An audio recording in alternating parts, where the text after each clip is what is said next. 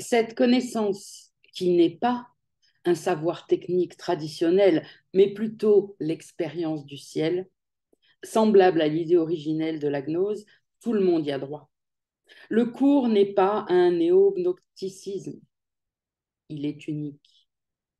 Les gnostiques comprenaient certaines choses correctement, particulièrement l'école valentine de Rome au IIe siècle. Nous avons mentionné plus tôt l'évangile de la vérité. Il fut écrit par un étudiant de Valentin. Gary, est-ce un genre plus facile de gnosticisme? Pur ça, en quelque sorte, même si certains termes t'embrouilleraient. Cet évangile, fut populaire pendant un certain temps. Il n'y a rien de mal à être un vulgarisateur, Gary, pourvu que tu fasses un bon travail, que tu améliores la compréhension générale du sujet, que tu y apportes ta propre contribution et que tu n'oublies pas de mentionner tes sources. Quant aux gnostiques et à la plupart des autres chercheurs spirituels qui t'ont précédé, ils n'avaient pas accès à toute cette information sur le pardon que tu as présentement le privilège de recevoir. Leur esprit ne pouvait donc pas être réellement préparé à la gnose. Puisque tu y as accès, tu devrais croire en toute confiance que le Saint-Esprit accomplit sa tâche, qui est de te préparer pour le ciel, et ne pas t'inquiéter de ce qui paraît se produire ou ne pas se produire.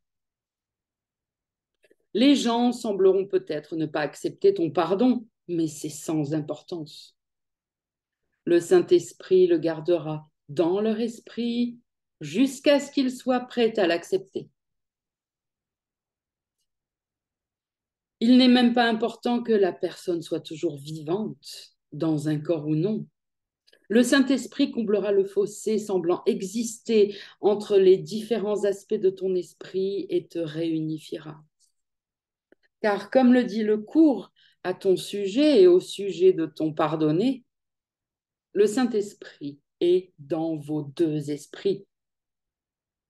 Et il est un parce qu'il n'y a pas de fossé qui sépare son unité d'elle-même.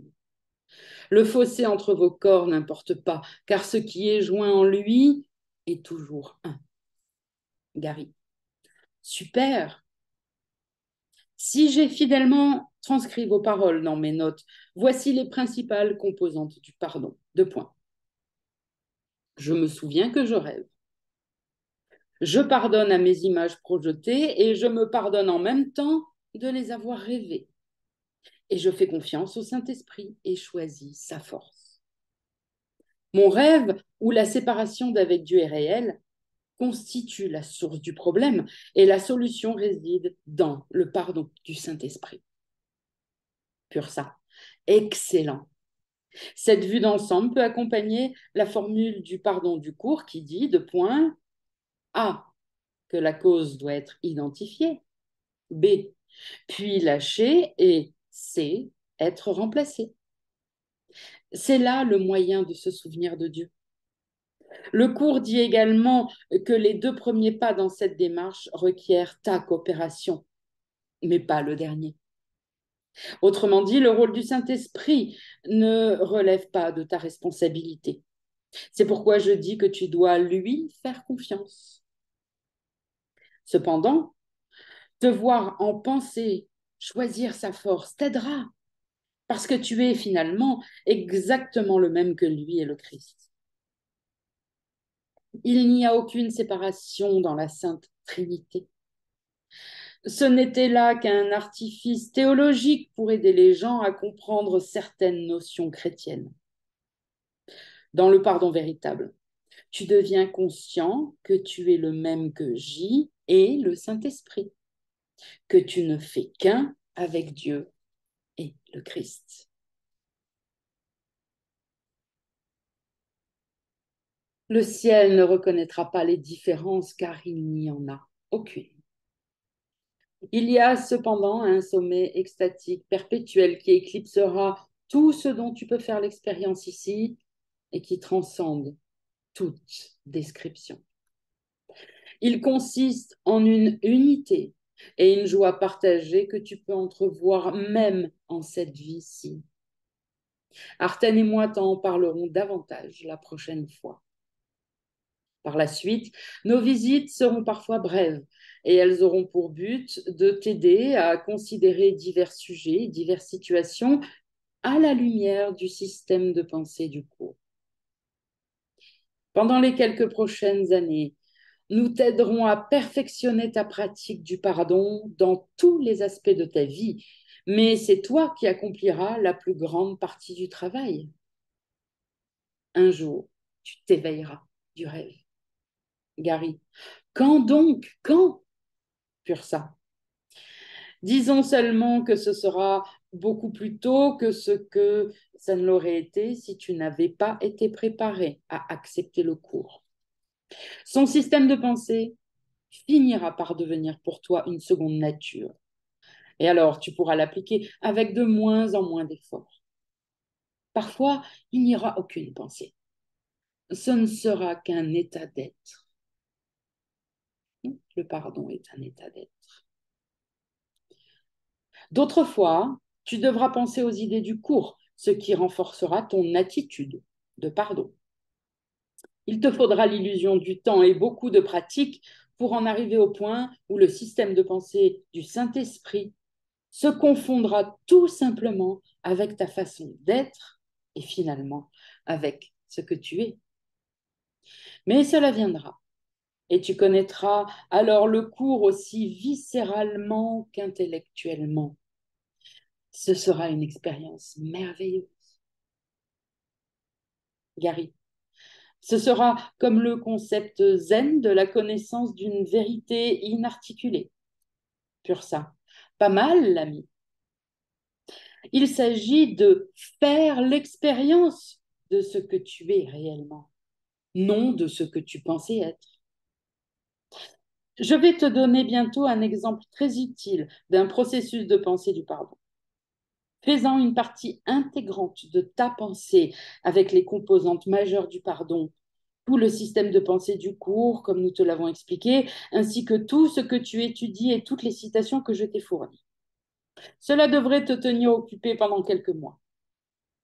Plus tu en sauras, plus tu seras susceptible de te rappeler le système de pensée du cours quand tu en auras le plus besoin, c'est-à-dire quand ça semblera aller mal. Gary, vous voulez dire quand la vie s'acharnera férocement contre moi? Pur ça. Férocement ou légèrement, cela n'a aucune importance. Il est tout aussi important de pardonner les petites choses que celles qui semblent grosses. Tout ce qui trouble la paix de ton esprit te nuit.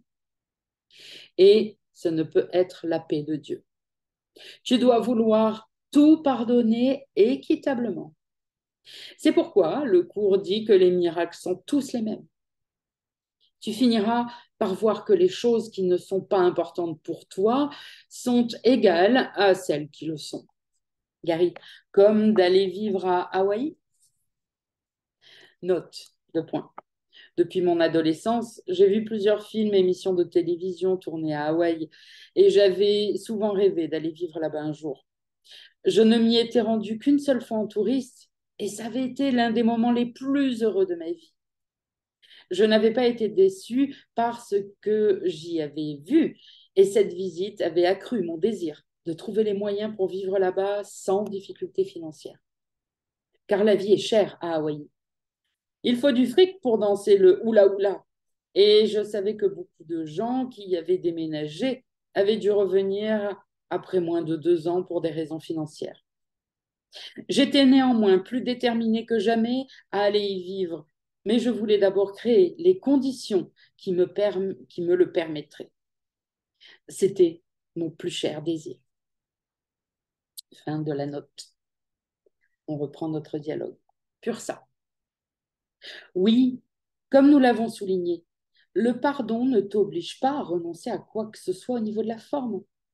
Ton attachement psychologique à Hawaï est l'un des moyens par lesquels ton ego s'accroche au corps et au monde. Cela devra être pardonné, car ça masque ta résistance inconsciente à la vérité, soit le fait que le monde n'est pas. Tout comme toi, les gens ne veulent pas savoir que leurs rêves et leurs passions sont réellement de fausses idoles, des substituts de Dieu et du ciel. Tu as même choisi un lieu que l'on appelle paradis. Écoute-moi bien, il n'y a rien de mal à caresser ce rêve si tu le comprends et le pardonnes. Pardonne donc, puis fais ce que tu auras choisi de faire en accord avec le Saint-Esprit et amuse-toi bien. Gary. Vous savez, j'aime beaucoup votre présence, mais Arten me manque. Pur ça. Il est en train de t'aider à l'instant même, sauf que tu ne peux le voir. Mais rappelle-toi, quand Arten t'a dit la dernière fois que nous te parlerions de certaines choses lors de notre prochaine visite, c'est littéralement ce qu'il voulait dire. Sa voix et la mienne sont la même voix, Gary. Nous t'avons apparu sous la forme d'un homme et d'une femme parce que nous savions que cela t'aiderait, mais un jour, tu ne nous entendras que comme une seule voix.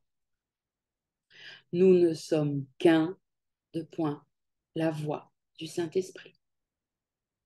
Tu le comprendras de mieux en mieux à mesure que nous avancerons. Gary. Dites, je me demandais une chose. Après la crucifixion, J vous a laissé le toucher afin que vous puissiez voir qu'il était bien réel. Enfin, non, c'est une affirmation en fait. Après la crucifixion, J vous a laissé le toucher afin que vous puissiez voir qu'il était bien réel. Alors je me demandais si je pouvais vous toucher pour voir si vous êtes bien réel. Pur ça. Bien sûr. Où aimerais-tu me toucher, Gary? Gary, vous voulez me faire la cour ou serait-ce moi? Pur ça. C'est toi. Je faisais allusion à ton fétichisme secret. La plupart des femmes que tu as connues ne se sont jamais aperçues que tu prenais plus de plaisir à les toucher à un endroit du corps qui, pour la plupart des gens, n'a rien de sexuel. Gary, vous savez vraiment tout sur moi. Pur ça, ne t'inquiète pas, je n'en dirai rien à personne. Peut-être pourrons-nous en parler davantage quand nous aborderons avec toi le sujet du sexe. Pour l'instant, restons-en à celui de la présente visite. Vas-y, touche ma main et mon bras, comme j'ai touché J lorsque j'étais Thomas, et qui nous a déconcertés en nous apparaissant après la mort de son corps. Note, je me suis levée et je suis allée m'asseoir sur le divan à côté de Pursa. Je lui ai touché la main et le bras pendant plusieurs secondes. Et elle m'a semblé aussi réelle que n'importe qui. Puis, je l'ai remerciée et je suis retournée à ma chaise. Gary. Femme, vous êtes tout ce qu'il y a de plus réel. Pursa. Aussi réel que n'importe quoi. Mais c'est entièrement dans l'esprit. Je te remercie de ne pas avoir cédé à ton fétichisme. Mais ça soulève néanmoins quelque chose. Tu as déjà fait des rêves érotiques, n'est-ce pas, Gary? Là, vous n'entrez pas un peu trop dans le personnel? Pur ça, pour quelques instants seulement, histoire de t'expliquer une petite chose. Quand tu fais ce genre de rêve qui te semble si réel, où sens-tu la femme, Gary? Vous voulez dire quelle partie de son corps je sens? Pur ça, non, je veux dire où la sens-tu réellement, Gary? Dans mon esprit? Pur ça, excellent. Il en est de même de ce rêve-ci que tu prends pour ta vie réelle. Il te semble bien réel et pourtant tu peux vivre la même expérience en rêve quand tu dors, même que ton corps y réagit, tout comme si c'était réel. Ton cœur bat plus vite, tu halètes et une certaine partie de ton corps se modifie un peu. Gary, je comprends ce que vous voulez dire. Comme le dit le cours, je passe tout mon temps à rêver. Sur ça, oui, Poursuivons notre conversation qui vise à t'éveiller, même si tu ne le désires pas toujours. Peut-être parlerons-nous plus tard de tes autres rêves, endormis ou éveillés. Souviens-toi toujours que les corps sont comme des figures dans un rêve, rien de plus. Gary, si je comprends bien, mon attitude est la suivante. Je regarde les figures du rêve et je me dis, deux points. La culpabilité que je croyais être en vous ne l'est pas. Elle est réellement en moi.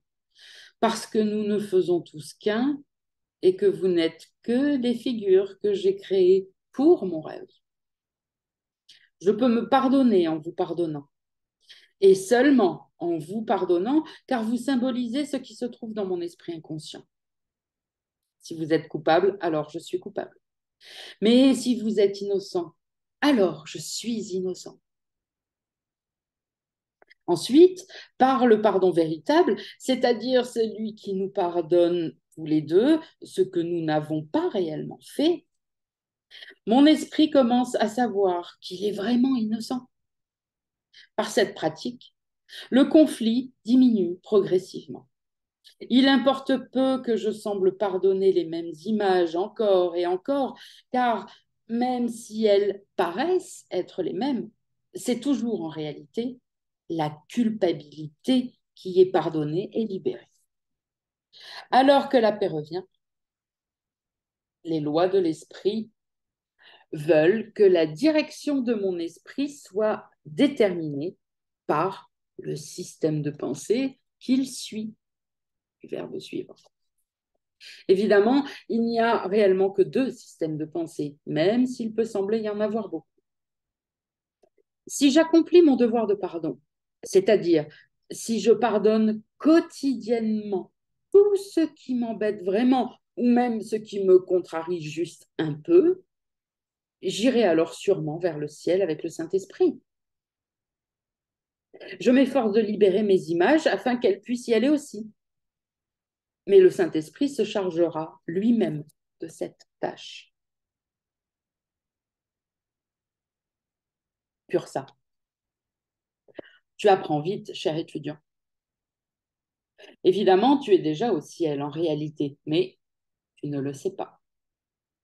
Ton esprit n'en est pas conscient. Tu n'as jamais réellement quitté Dieu ou le ciel. Si la séparation d'avec Dieu n'a jamais eu lieu, il ne peut qu'en être ainsi, n'est-ce pas? C'est pourquoi J a dit au sujet du royaume du ciel, tel qu'il est rapporté dans mon évangile, deux points. Ce n'est pas en guettant qu'on le verra arriver. On ne dira pas voici, il est ici ou voici, c'est le moment. Mais le royaume du Père s'étend sur la terre. Mais le royaume du Père s'étend sur la terre et les hommes ne le voient pas. Et dans le cours, il te demande ceci. Pourquoi attendre le ciel?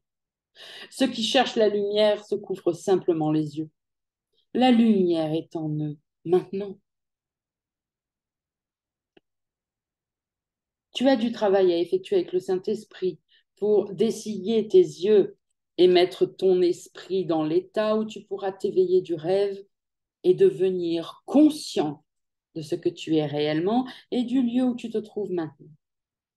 Quelle que soit la difficulté que tu éprouves à croire à ta condition présente, toutes les existences n'ont été qu'un gigantesque voyage de l'esprit vers nulle part. Pour parvenir au point où la vérité deviendra ton expérience, il faudra y travailler. Stabilo pour tous ceux qui croient qu'il suffit de recevoir une information intellectuelle pour s'éveiller. OK? Pour parvenir, hein, voilà. Pour parvenir au point où la vérité deviendra ton expérience, il faudra y travailler. Alors, fais-le. Pense au pardon, ne le dis pas. Le pardon s'effectue en silence. Suis le cours, Gary. Ne l'infantilise pas. Ne tombe pas dans le piège de penser qu'il te suffit de prier Dieu pour que tout baigne dans l'huile. C'est un mythe. Le cours dit de cette sentence, je veux la paix de Dieu. Je veux la paix de Dieu, pardon. Le cours dit de cette sentence, deux points, je veux la paix de Dieu, deux points, dire ces mots, ce n'est rien. Mais les pensées, c'est vraiment tout. Le cours dit de cette sentence, entre guillemets, je veux la paix de Dieu, deux points, dire ces mots, ce n'est rien. Mais les pensées, vraiment, c'est tout. Et plus loin, dans la même leçon du livre d'exercice, penser vraiment que tu veux la paix de Dieu, c'est renoncer à tous les rêves. Tu démontres ainsi que tu veux la paix de Dieu, non avec tes mots, mais avec ton pardon. Si tu désires réellement finir avec cette planète psychotique, il te faut faire ton devoir de pardon, lequel, comme tu viens de le dire, implique de pratiquer le pardon véritable enseigné par le cours envers tout ce qui te contrarie dans la vie quotidienne. Voilà, celle-là aussi. Si tu désires réellement en finir avec cette planète psychotique, il te faudra faire ton devoir de pardon, lequel, comme tu viens de le dire, implique de pratiquer le pardon véritable enseigné par le cours envers tout ce qui te contrarie dans la vie quotidienne. Ce sont les leçons que le Saint-Esprit désire que tu apprennes. Tu ne les pratiqueras pas toujours parfaitement, ni même bien. Tu devras parfois les appliquer plus tard. Ce n'est pas grave. Un souvenir est tout aussi réel que n'importe quelle image. Toutes les images sont identiques. Pardonne-les et sois libre. Et du même coup, sauve le monde. Lors de notre première visite, nous t'avons dit que tu sauverais le monde en te concentrant sur tes propres leçons de pardon et non pas sur celles de quelqu'un d'autre. La loi du pardon s'énonce ainsi. La peur lie le monde. Le pardon le rend libre. Le monde semble solide pour toi parce que la peur le lie. Il ne l'est pas pour moi, car je lui ai pardonné. Il ne l'est pas davantage que tes rêves nocturnes. Oui, je sens quelque chose, mais c'est juste assez pour pouvoir fonctionner pendant que je semble être ici. C'est très doux. C'est pourquoi les clous n'ont pas fait mal à J quand il s'enfonçait dans sa chair. Sans culpabilité, son esprit ne pouvait pas souffrir. Bon, stabilo, nouvelle information peut-être. Pas une merveilleuse nouvelle, ça.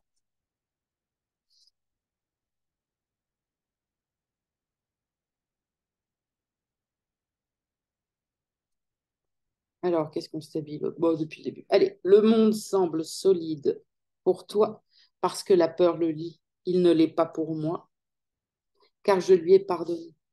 Il ne l'est pas davantage que tes rêves nocturnes. Oui, je sens quelque chose, mais juste assez pour pouvoir fonctionner pendant que je semble être ici. C'est très doux. Et c'est pourquoi les clous n'ont pas fait mal à J quand il s'enfonçait dans sa chair. Sans culpabilité, son esprit ne pouvait souffrir.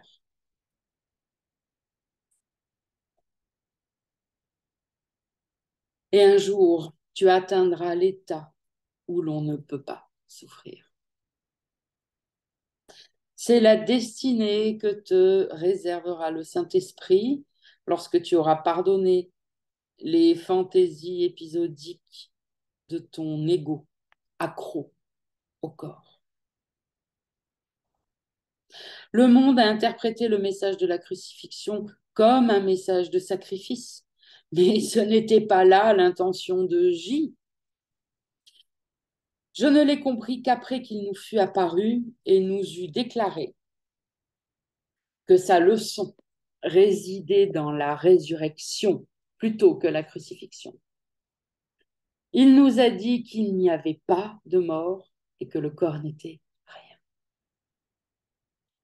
Certains de nous, et plus tard l'Église, ont pris les circonstances de sa mort qui n'avaient aucune importance pour un appel au sacrifice et à la souffrance au nom de Dieu. C'était une erreur. Nous t'avons déjà dit qu'il ne t'était pas nécessaire de suivre l'exemple de la crucifixion. T'en souvenant, tu n'as qu'à comprendre la véritable leçon et à l'appliquer par ton attitude de pardon à ton propre corps et aux circonstances de ta propre vie. Voici une partie de ce que dit J dans la section intitulée Le message de la crucifixion. Tu ne trouveras nulle part un meilleur exemple de refus de faire un compromis sur la vérité.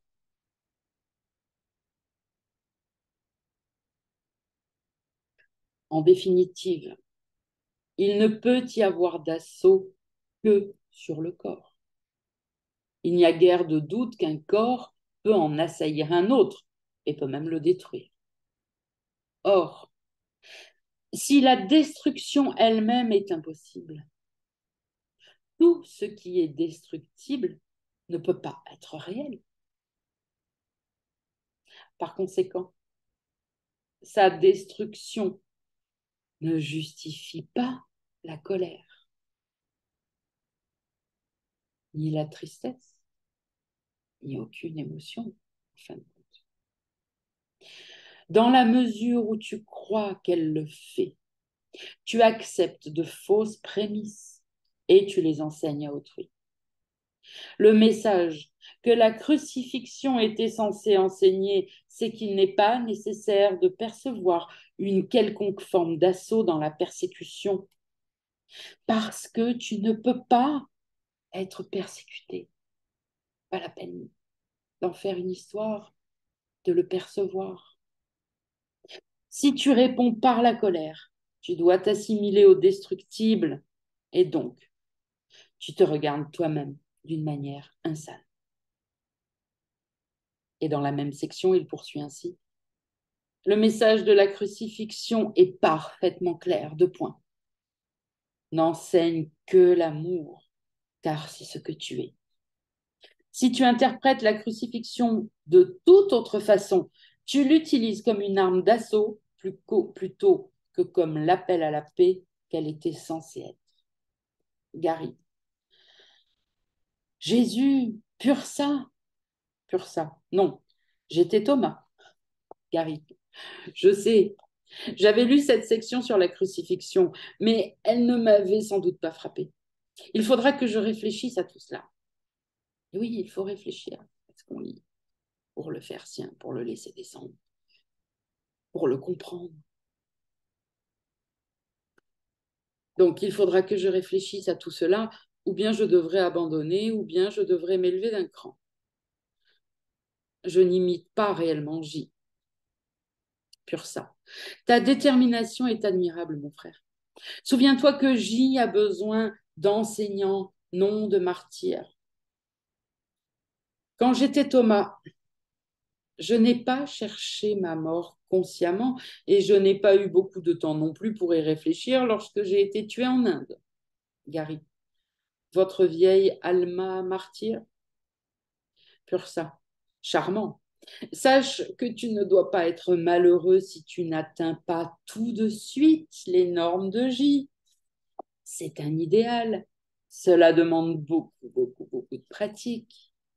Gary, alors je m'exercerai. Pur ça, je sais. Nous ne t'avons pas choisi à la légère. Tu es plus fort et plus sage que tu ne le crois. Il faut de la sagesse pour choisir le bon enseignant Et tu t'y habitues de plus en plus.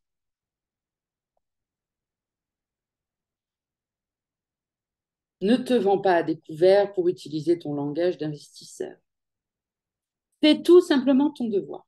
Pardonne, et il s'en suivra aussi sûrement que la nuit suit le jour, l'expérience que tu es l'amour. Peut-être pas immédiatement, mais cela sera de plus en plus dans ta conscience. Voici un indice qui t'aidera à te souvenir de pardonner, car c'est là le plus difficile, s'en souvenir. Tu aimes J, n'est-ce pas, Gary? Oh oui, pur ça. Eh bien, pourquoi ne traiterais-tu pas chaque individu que tu croises dans ton quotidien comme s'il s'agissait de lui? Cela ne t'aiderait-il pas à te souvenir d'avoir des pensées de pardon? Gary, je crois bien que oui, j'essaierai, pur ça. Le cours n'enseigne pas autre chose que ceci. Tout le monde est le même et nous sommes tous le Christ. Cette idée t'aidera au moins à penser aux autres de la bonne manière et à te rappeler que s'ils n'expriment pas l'amour, c'est probablement qu'ils l'appellent. Même cela ne t'empêchera pas de réagir aux gens et aux situations en les jugeant, car l'esprit est très habile.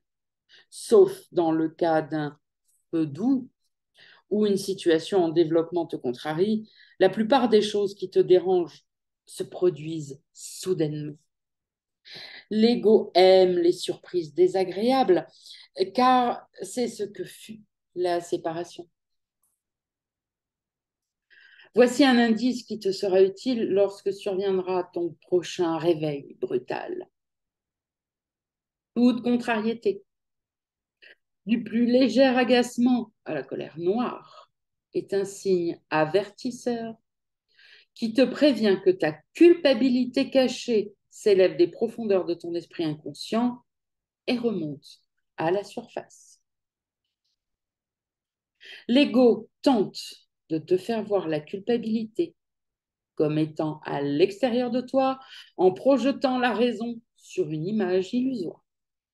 Son système de pensée essaie de mettre une distance entre toi-même et la culpabilité. Il suffira que n'importe quoi, que n'importe qui ou n'importe quoi se présente. La projection suit toujours le déni. Les gens doivent projeter sur les autres cette culpabilité réprimée ou alors la pardonner correctement. C'est la seule alternative possible, quelle que soit la complexité apparente du monde. Si tu veux déjouer l'ego et réussir à reprendre l'avantage sur lui, tu dois être vigilant et surveiller ce signe avertisseur qu'est l'agacement ou la colère. Puis cesser de réagir et commencer à la place à pardonner. C'est ainsi que tu gagneras, Gary. Et que je me souviendrai que ce n'est qu'un rêve. Sur ça. C'est la toile de fond, l'attitude prédominante. Les gens ne seront pas d'accord avec toi s'ils ne sont pas prêts à pardonner. Ils résistent toujours à la vérité. L'ego veut que sa création soit réelle. Pardonne à ceux qui te prennent pour un crétin parce que tu n'adhères pas au système et demeures fidèle à tes principes. N'oublie pas, le cours ne dit pas que tu ne peux pas réussir dans le monde, mais il dit que tu ne devrais pas croire que c'est vrai. Ton véritable succès est avec Dieu, car avec lui, tu ne peux jamais perdre.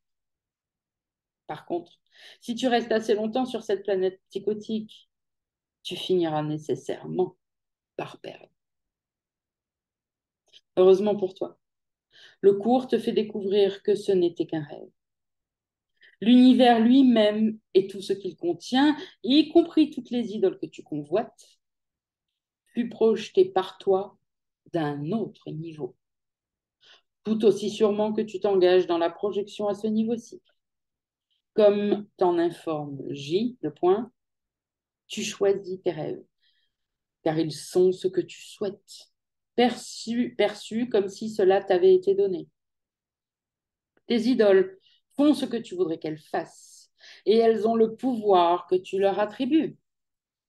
Et tu les poursuis vainement dans le rêve parce que tu veux faire tien leur pouvoir. Or, où sont les rêves si ce n'est dans un esprit endormi? Et qu'est-ce qu'un rêve peut réussir? Oui, pardon.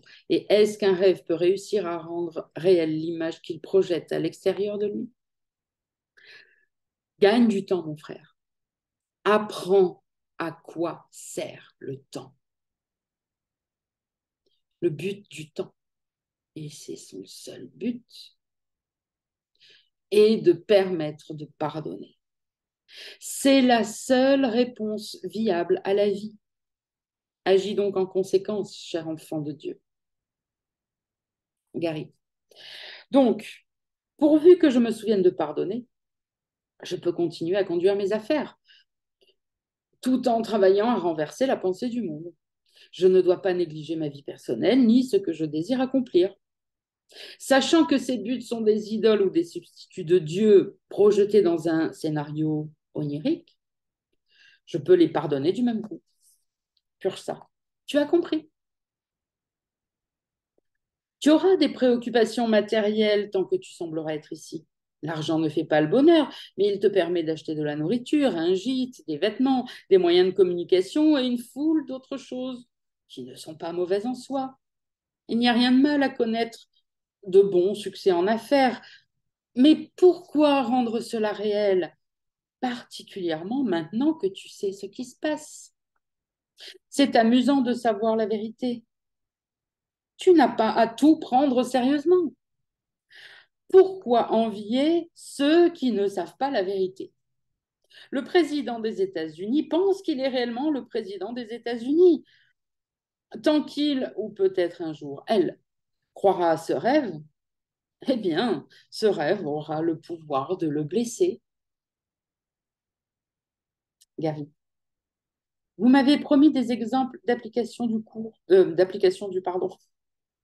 Pour ça, oui, je vais t'en donner un qui est tiré de ma dernière existence, dont je ne te dirai pas exactement toutefois à quel moment de ton futur elle se situe. De son côté, Arten t'en donnera un lors d'une prochaine visite. Nous désirons surtout te fournir des exemples tirés de cette vie-ci. Le temps est terminé, mais tu ne peux pas t'en apercevoir. C'est en pardonnant ce qui se trouve sous tes yeux maintenant que tu feras l'expérience de la vérité.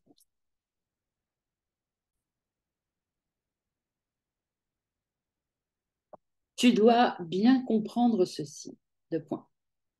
Si le cours enseigne qu'il n'y a pas de hiérarchie dans les illusions, et si un miracle est un changement de perception où tu passes au scénario du Saint-Esprit, un miracle n'est alors pas moins important qu'un autre.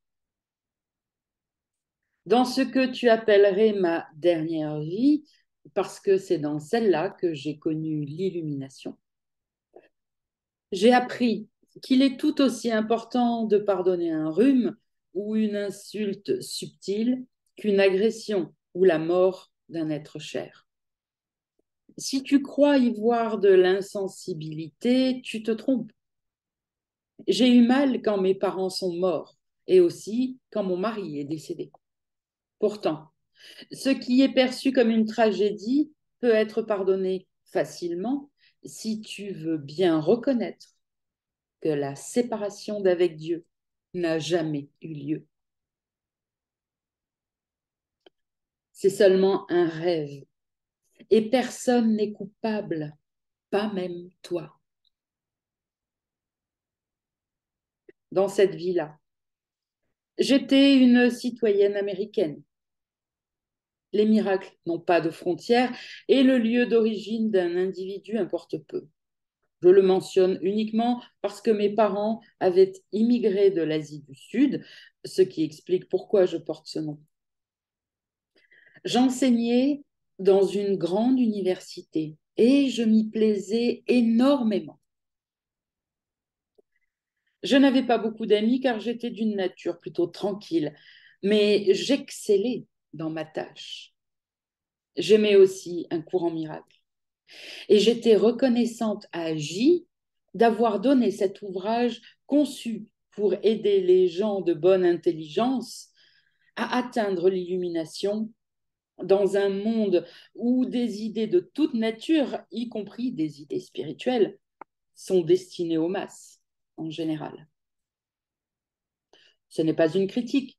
En vérité, au XXIe et au XXIIe siècle, un cours en miracle ne répondra pas aux besoins spirituels de la masse, mais seulement d'une infime minorité. Le cours sera beaucoup mieux compris dans 5 siècles au cours des deux prochains. Qu'au cours, pardon. Le cours sera beaucoup mieux compris dans 5 siècles qu'au cours des deux prochains.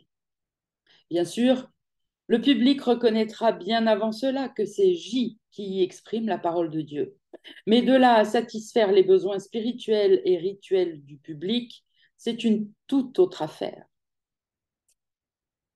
Le christianisme n'a rien à craindre du cours.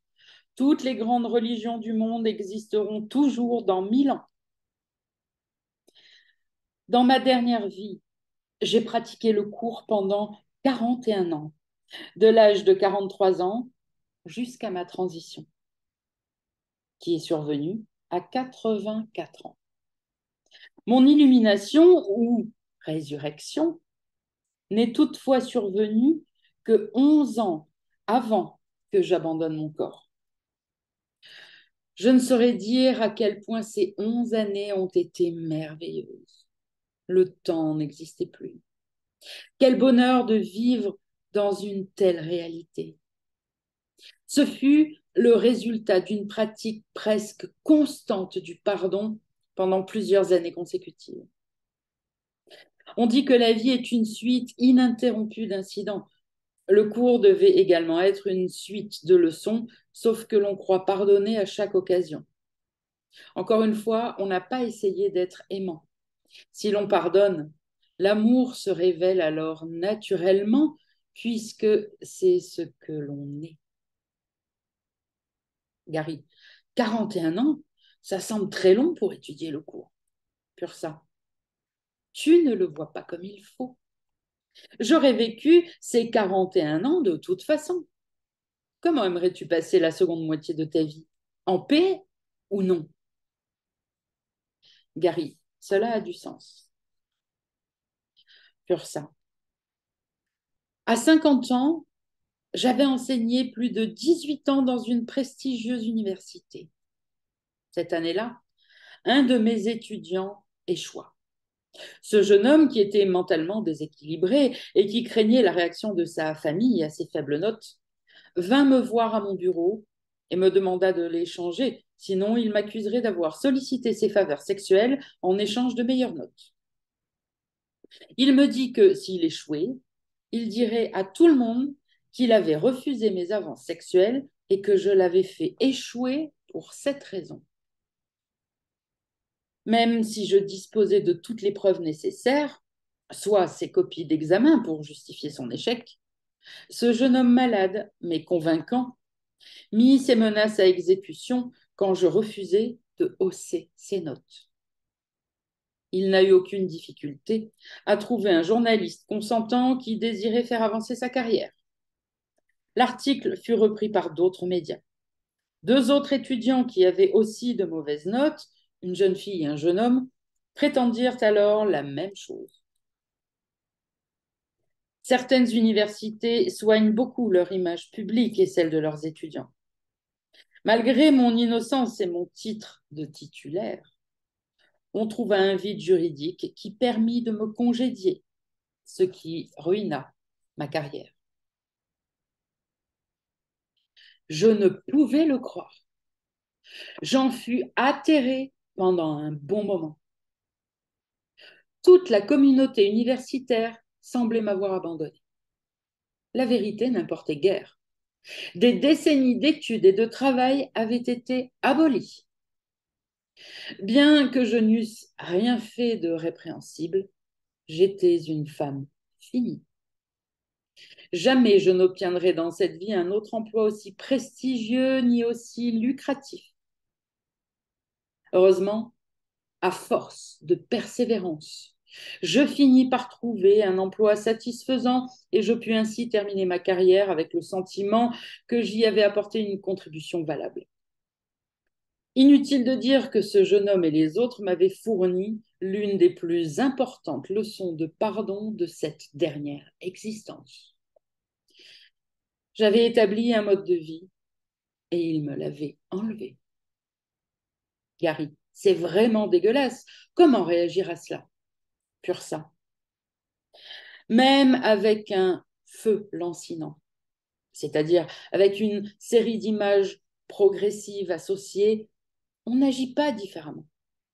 On n'en prend toujours qu'une à la fois. Heureusement pour moi, j'avais le cours et je le comprenais très bien quand tout cela a commencé, de sorte que mon abattement n'a pas duré. C'est l'un des meilleurs avantages d'un cours en miracle. Lorsque l'on se fait attaquer et blesser, la douleur dure beaucoup moins longtemps si l'on consent à pardonner. Seulement pour cela, il vaut la peine de suivre le cours.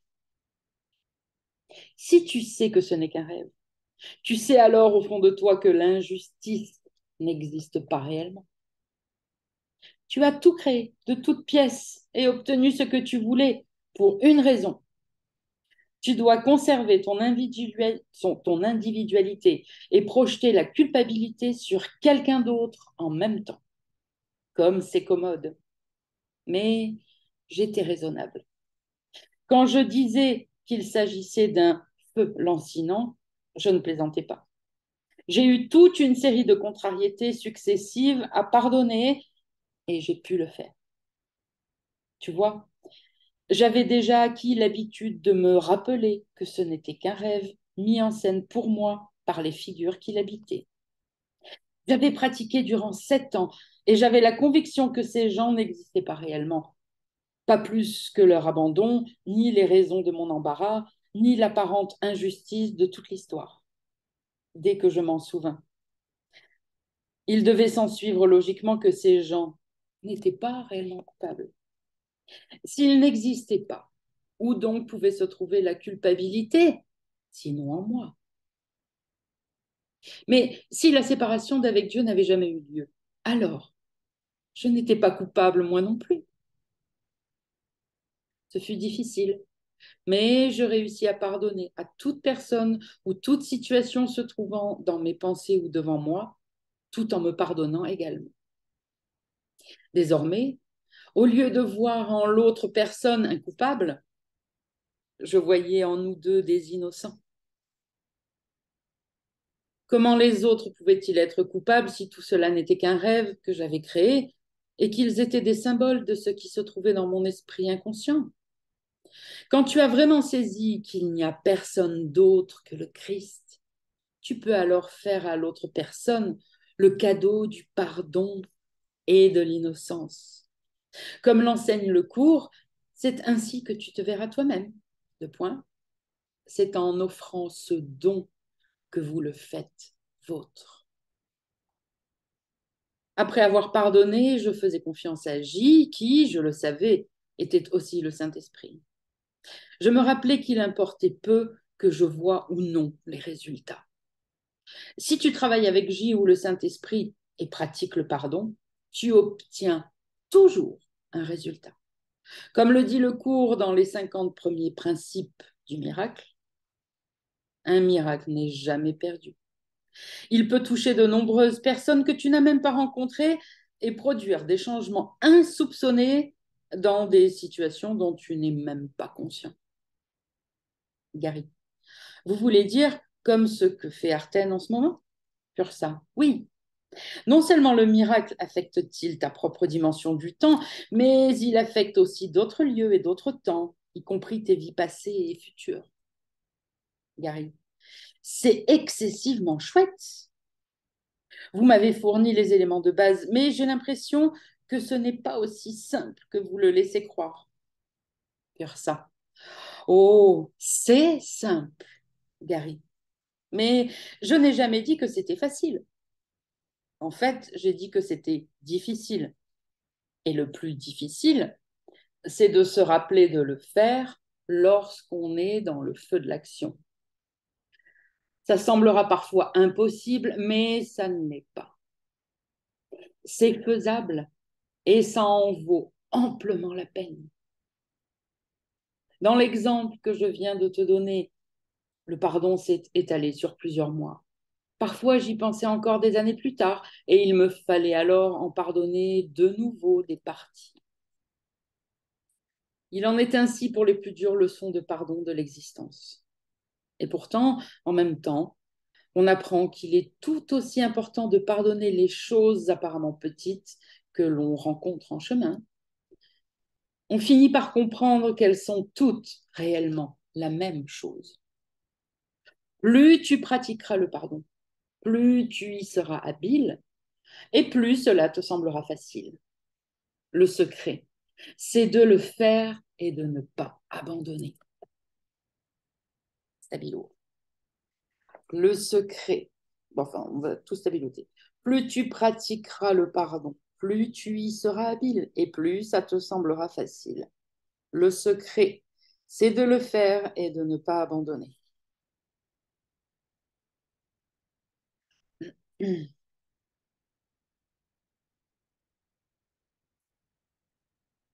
vais maintenant te donner une bonne nouvelle et une mauvaise. Laquelle tu veux entendre en premier?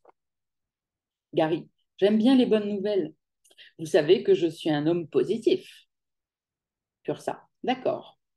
À ce niveau-ci, lorsque le cours demande de points, pourquoi attendre le ciel?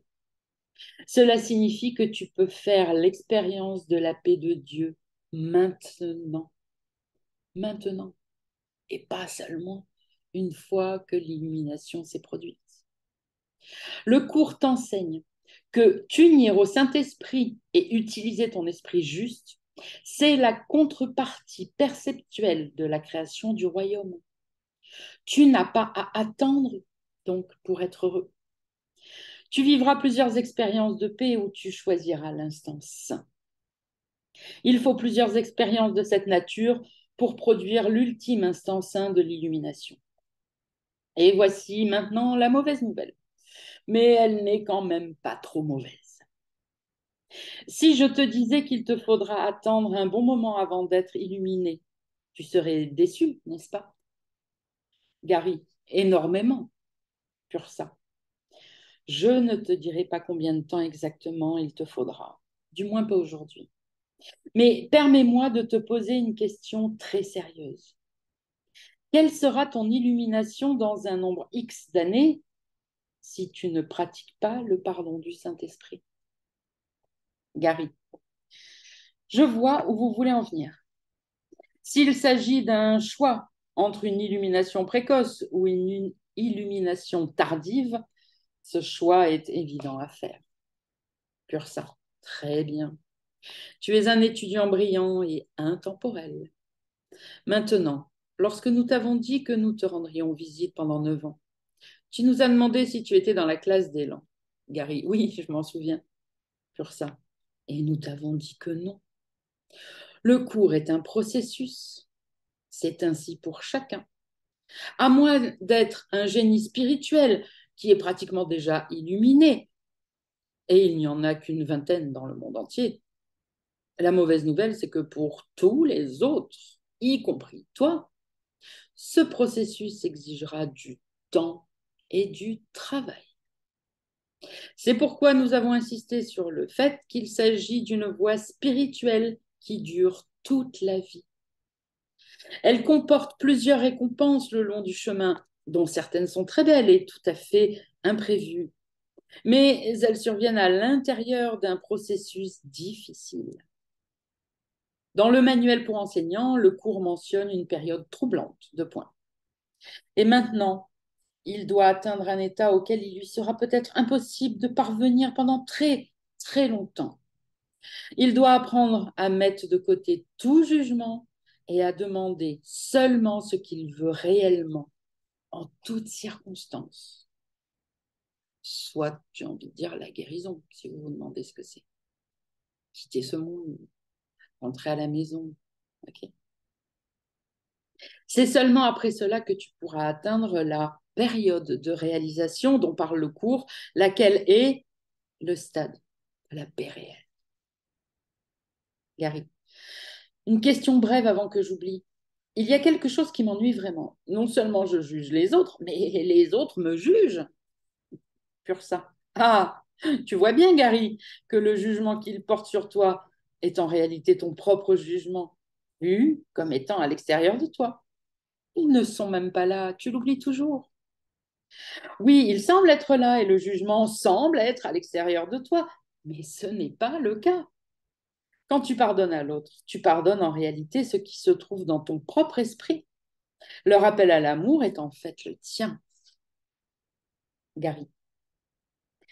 Ces pensées de pardon doivent-elles toujours être parfaites dans mon esprit?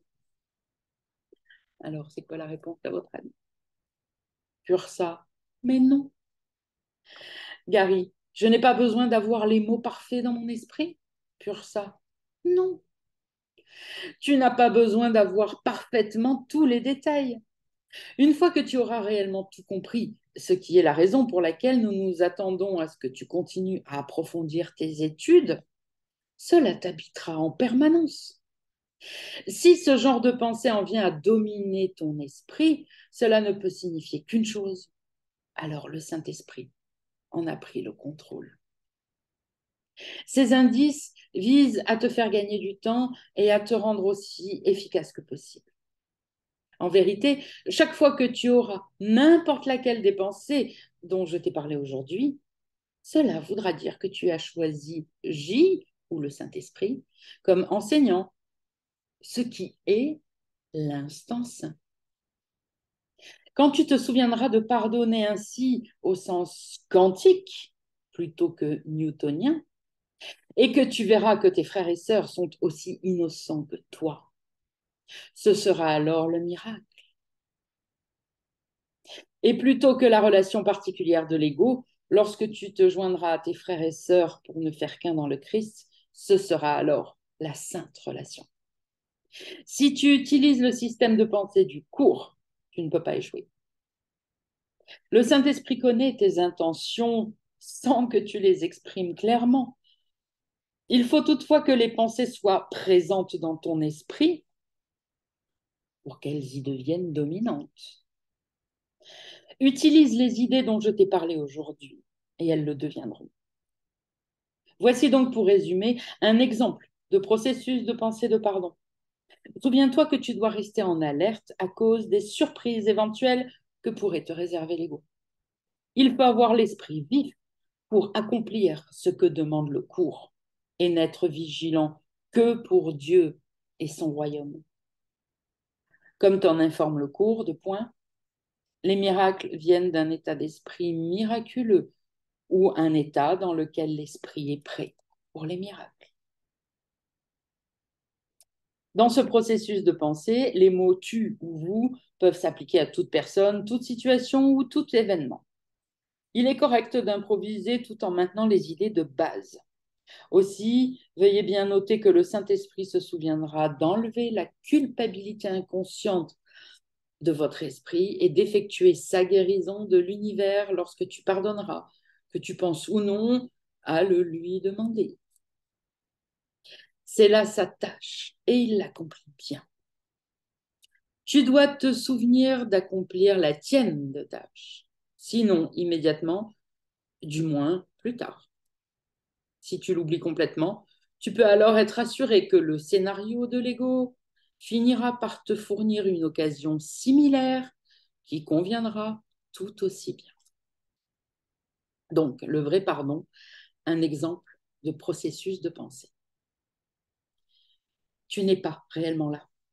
Si je pense que tu es coupable ou que tu es la cause du problème, et si je t'ai inventé, alors la culpabilité et la peur imaginaire doivent se trouver en moi.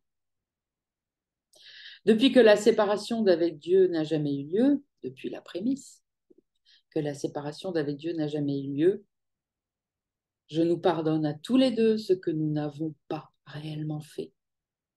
Il n'y a plus maintenant que l'innocence et je me joins en paix avec le Saint-Esprit. Sens-toi libre, s'il te plaît, d'utiliser cet exemple de processus de pensée du pardon autant que tu le désires afin d'acquérir l'habitude de pardonner. Gary, ça me plaît.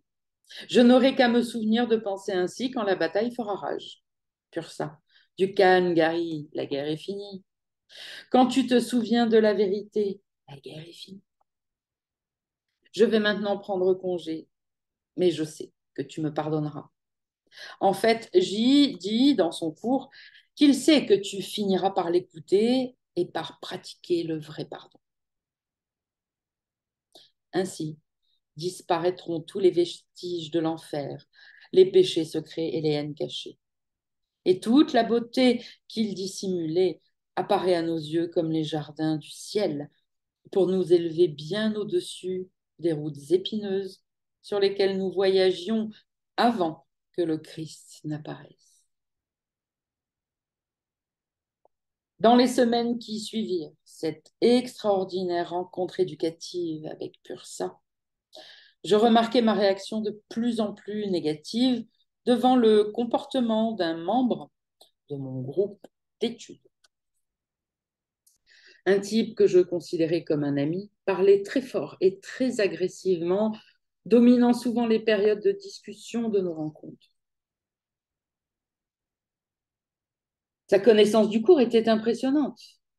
Je n'avais jamais rencontré un étudiant qui n'était pas connu comme enseignant du cours et qui en savait plus que lui.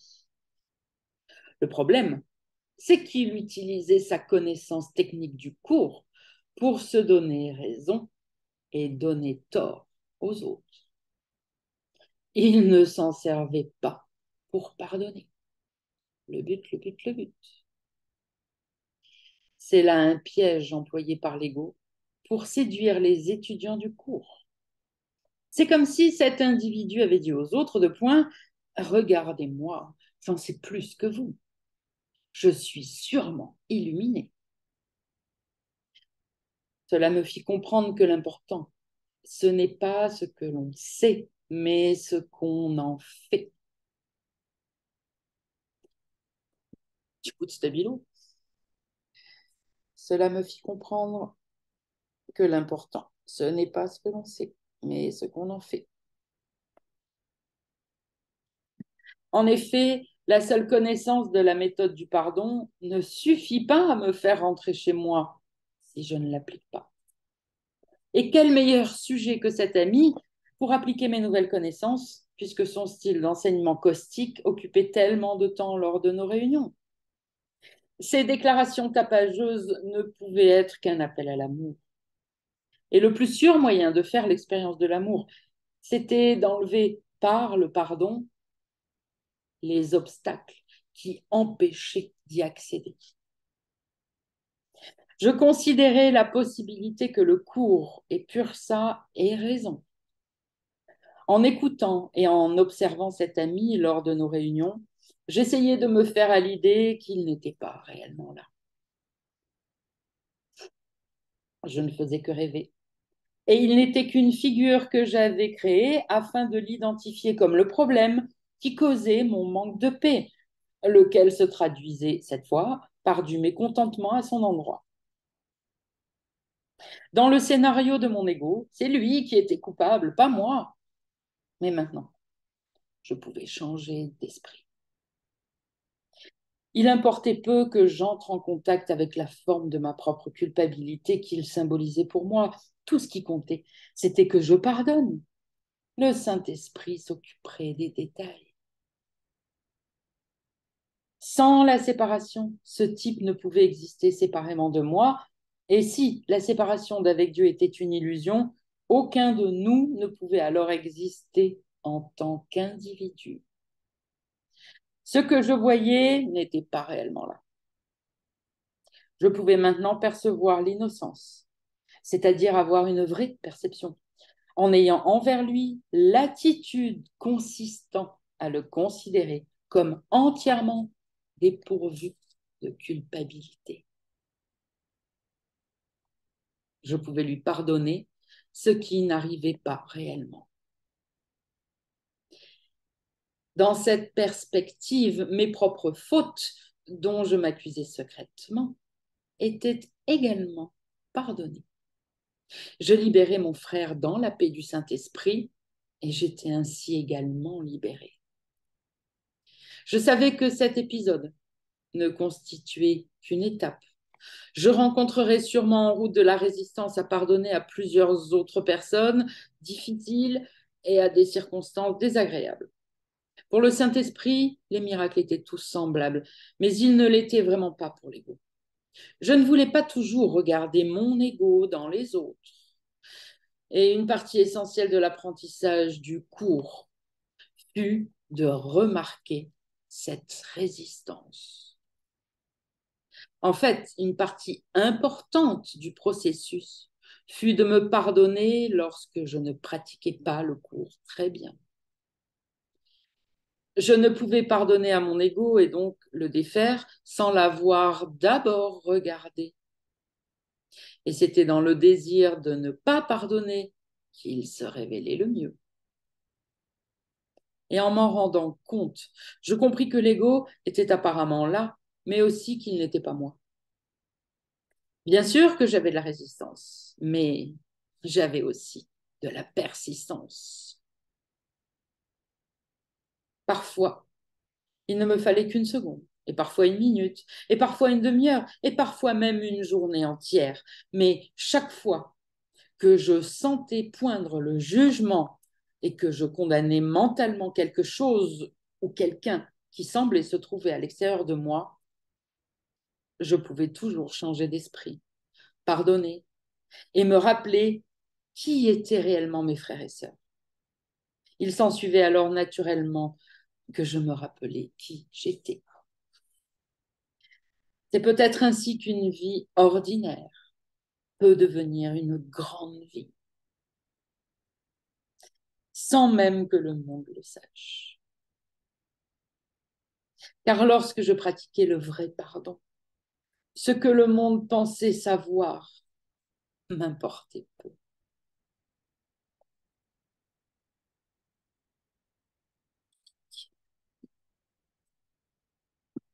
Voilà pour ce chapitre 7.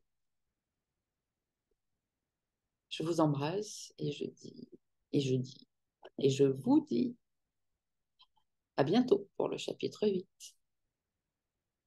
Prenez soin de votre esprit et pardonnez, pardonnez, que ça soit la seule chose qui devienne importante dans votre vie, le pardon.